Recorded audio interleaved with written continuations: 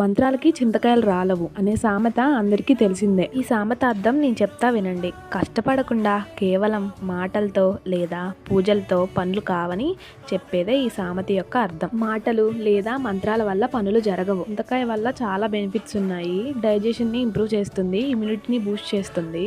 చింతకాయలో magnesium, iron, B vitamins కూడా ఉంటాయి. అలాగే నష్టాలు కూడా చాలా ఉన్నాయి. లైక్ ఎసిడిటీ వల్ల మన టీత్ కి డ్యామేజ్ అవుతుంది. షుగర్ ఉన్న వాళ్ళకి కూడా ఇది మంచిది కాదు.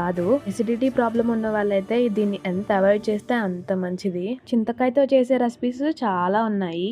చింతపండు పులిహోర, చింతపండు చట్నీ, చింతపండు రసం, పచ్చి చింతకాయతో కూడా పచ్చడి చేస్తారు.